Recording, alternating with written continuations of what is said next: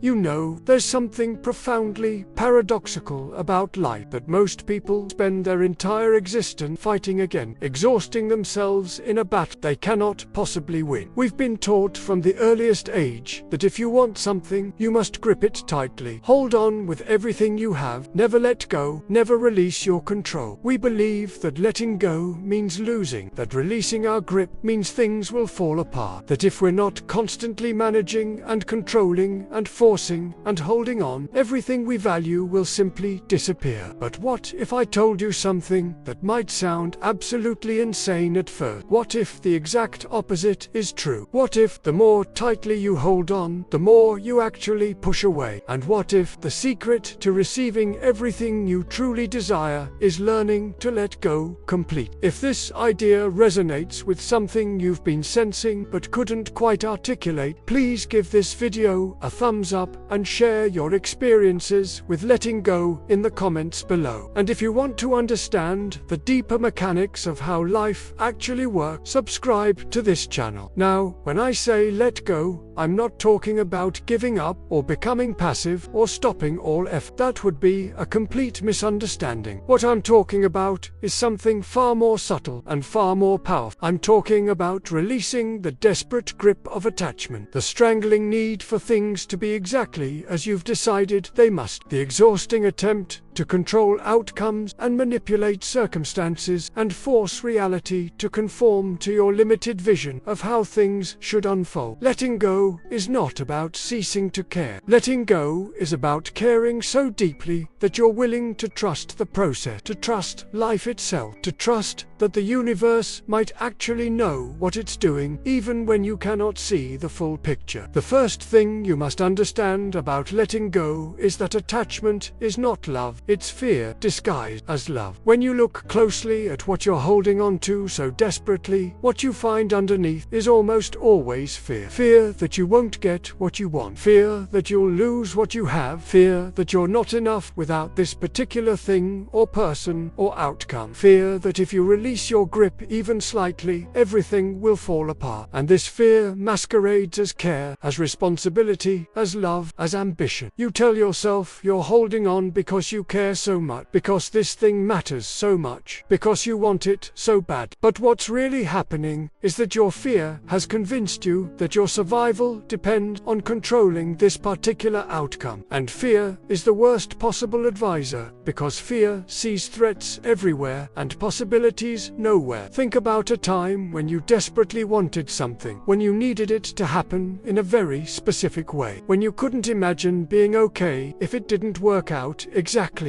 as you'd planned. Maybe it was a relationship you were clinging to, trying to force the other person to be what you needed them to be. Maybe it was a job you were desperately pursuing, convinced that this particular position was the only path to security and success. Maybe it was a goal you'd set, and you'd attached your entire sense of worth to achieving it in exactly the way you'd envisioned. And what happened? The more desperately you held on, the more that thing seemed to slip through your fingers. The relationship became more strained and difficult the harder you tried to hold it together. The job seemed to move further away the more desperately you chased it. The goal became more elusive the more anxiously you pursued it. This is not coincidence. This is the fundamental law of life revealing itself. Desperation repels, attachment strangles, neediness pushes away the very things you're reaching for. I once knew a woman who was absolutely desperate to get married. She wanted it so badly that it consumed her entire life. Every date was evaluated as a potential husband. Every relationship was approached with this suffocating neediness, this desperate energy of please be the one, please make me complete, please give me the life I've decided I must have. And every single relationship collapsed under the weight of that desperation. Men could feel it immediately, that clutching energy, that unspoken demand that they fill a void in her that she couldn't fill herself. and they would run every single time. Then something shifted. She didn't stop wanting partnership, but she stopped needing it so desperate. She started building a life she actually loved as a single person, cultivating genuine contentment with her life exactly as it was. She released her death grip on the specific outcome she'd been demanding from the universe, and within 6 months she met someone naturally, easily, without trying, without forcing, without that desperate energy that had been repelling potential partners for years. This is how life works. The moment you stop strangling something with your knee, it can finally breathe, finally move toward you, finally arrive. The second thing about letting go is that control is an illusion you've been exhausting yourself to maintain. You believe you're in control of far more than you actually are. You believe that if you just plan carefully enough, work hard enough, strategize cleverly enough, you can force outcomes to match your vision. But the reality is that you control almost nothing. You don't control other people's choices or feeling or action. You don't control the economy or the weather or the timing of opportunity. You don't control how other people perceive you or what they think about you or whether they like you. You don't even fully control your own thoughts and emotion. If you're honest about it, thoughts arise whether you want them or not. Emotions emerge regardless of your preference. So what exactly are you controlling? Very little. And yet, you spend enormous amounts of energy maintaining the illusion of control, because admitting you're not in control feels terrifying, feels like admitting you're helpless. But here's what happens when you finally release that illusion. When you finally admit that you're not in control and you never were, something remarkable occurs. The energy you were wasting on trying to control the uncontrollable becomes available for something else entirely, for being present, for responding skillfully to what actually is, rather than fighting for what you wish were true, for noticing opportunities you were blind to because you were too focused on forcing one particular path. Think of it like trying to navigate a river. You can exhaust yourself fighting against the current, trying to force the water to flow in a different direction, insisting that the river should be something other than what it is. Or you can learn to work with the current, to read the water, to position yourself skillfully so the river's power actually helps you rather than fighting you. This doesn't make you passive. It makes you intelligent, adaptive, powerful in a completely different way than the exhausting power of constant control. The third thing about letting go is that when you release attachment to outcome, you paradoxically become far more effective at creating what you desire. This sounds like a contradiction, but it's not. When you're desperately attached to a specific outcome, when you need things to unfold in a very particular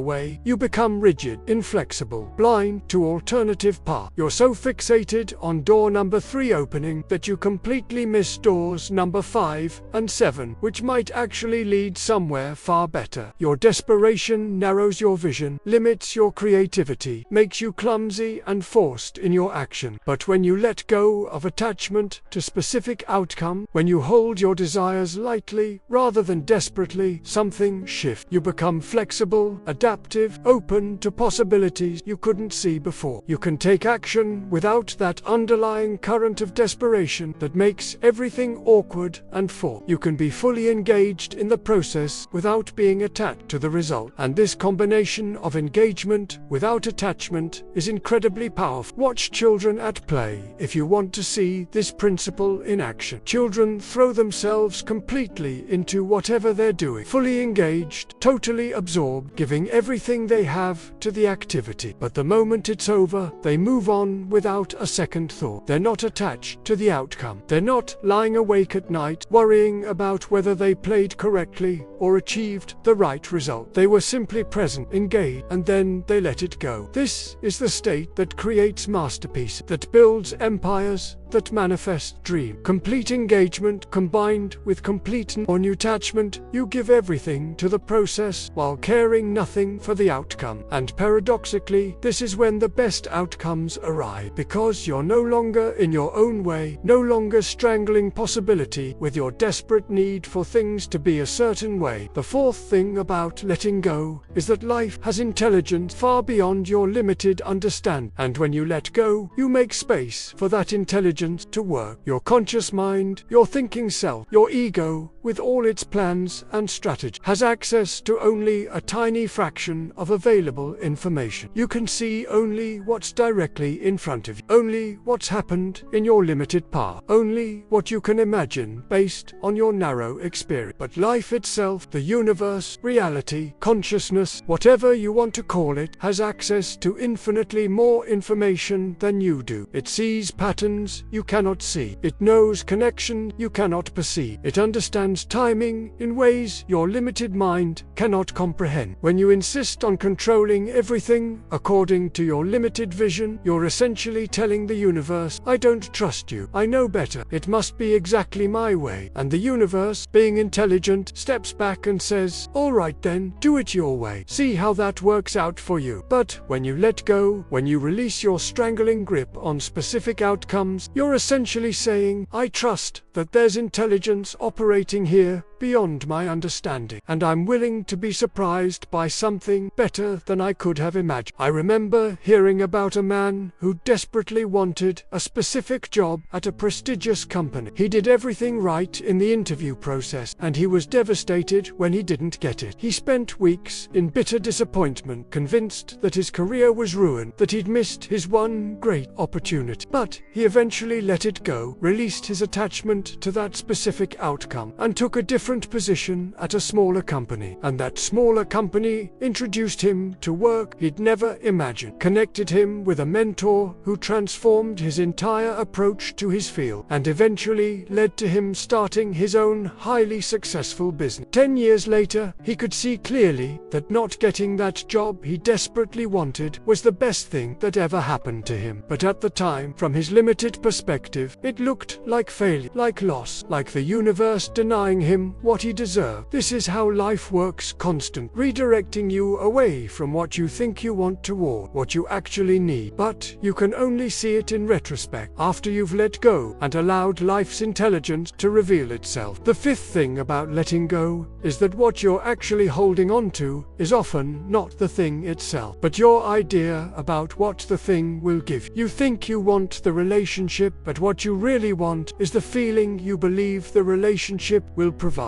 You think you want the money, but what you really want is the security or freedom or validation you believe money will bring. You think you want the achievement, but what you really want is the sense of worthiness or significance you believe achievement will confer. And here's the revolutionary insight. You can have those feelings right now without the external thing, if you're willing to generate them from within rather than waiting for circumstances to provide them. When you let go of needing the external thing to give you the feeling, two things happen. First, you often discover you can access that feeling direct right now through shifts in perspective and consciousness. And second, the external thing you wanted often arrives much more easily because you're no longer approaching it from desperate lack, but from a state of already having what you were seeking. Think about it. If you believe you need a relationship to feel love, you'll approach every potential relationship from desperate neediness, and that neediness will repel people. But if you learn to generate the feeling of being loved from within, to love yourself so fully that external love becomes a bonus rather than a necessity, you show up completely differently. You're no longer desperate, no longer needy, no longer clutching. And paradoxically, this is when healthy relationships appear, because you're finally ready for one, finally able to meet someone as an equal, rather than as someone trying to fill a void. If you believe you need wealth to feel secure, you'll approach money from anxiety and fear, and those energies actually repel abundance. But if you can generate the feeling of security from within, recognizing that you've always been okay and will continue to be okay, regardless of your bank balance, you approach opportunities from confidence rather than desperation, and success comes far more easily. The sixth thing about letting go is that holding on is exhausting in ways you don't even realize until you finally release. Think about the energy you expend worrying about things you cannot control, the mental energy spent planning for contingencies that will never arrive, the emotional energy consumed by anxiety about outcomes that haven't happened yet and may never happen, the physical tension tension you carry in your body from gripping so tightly to your ideas about how things must be. All of this is energy that could be used for actually living, for being present, for creating, for connecting, for experiencing the miracle of being alive. But instead, it's being burned up in the exhausting work of holding on, controlling,